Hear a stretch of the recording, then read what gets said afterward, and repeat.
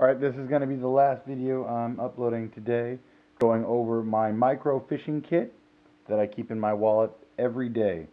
I'm actually going to alter it this week, and I'll kind of say what I'm going to do. I won't show you. I'm not going to do another video for that. You know, I can imagine.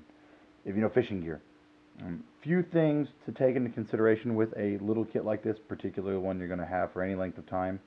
You've got to use one of these super lines, the braids, the nanofill.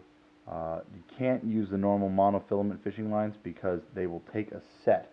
I could actually stretch this out right now and it's not going to have any memory of being wrapped up like this. It'll straighten out just like a thread kind of off a spool.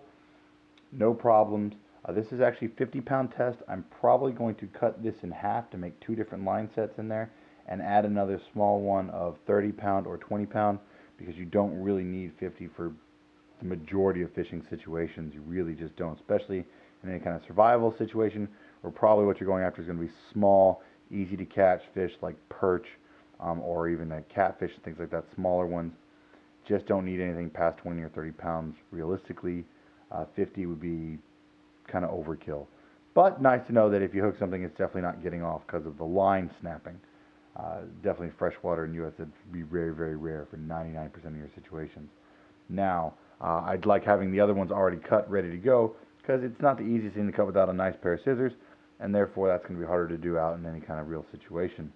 I have a half dozen hooks in there right now, 4 small panfish hooks, assorted sizes in there, and a couple small circle hooks. I'm probably going to add a couple larger circle hooks, like I said, for things like catfish, or if you happen to be near salt water, you're going to get into some larger fish sometimes. It's nice to have that larger circle hook, which really I feel works very well with any kind of bait fishing.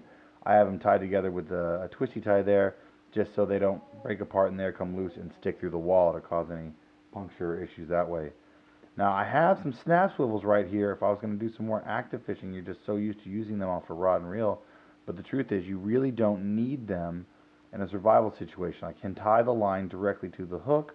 I'm not worried about, you know, a lure twisting the line up, causing line twist on a reel, things like that.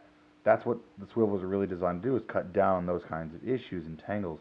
All I'm doing is I'm putting a hook in the water with a bait on it, which could be a bug that I dig out from under a rock. It could be guts from a fish or an animal I kill. Whatever I'm using as the bait on the hook, you know, I don't need this snap swivel. So these 2 snap swivels, I don't need at all, and so I can add a couple other types of hooks, another little section of line in there, something else that's going to be a lot more useful in a real scenario versus this. I don't carry any lures in my fishing kit because, honestly, bait works.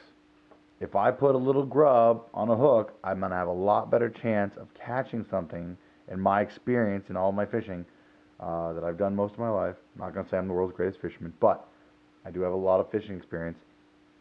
Bait works. If I put a bait, particularly a live one I just caught, on a small hook, and I put it where a likely place there's going to be some kind of fish, you are going to have a lot higher chance, a higher probability of catching something than me trying artificial jigs, little rubber lures, things like that. Now there's definitely some artificials like the little scented micro grubs and little gulp and things like that that do work well, and they're very, very close to the effectiveness of bait. Close. I'm not going to call them the same. I've never had them outfish bait in my experience. But those smell, so if they get loose, the scent in your pocket and smelling on you, and they can dry up. I've had them dry up on me if they, you know, the container got opened in your tackle box or, you know, wherever, and so they lose a lot of effectiveness if they end up drying up. Or is it any little grub I pick up, something like that? That's something I can definitely get while I'm in a situation, but they don't dry up and they don't end up making my whole wallet smell or anything like that. If you have any questions or any comments, please post them. Thank you.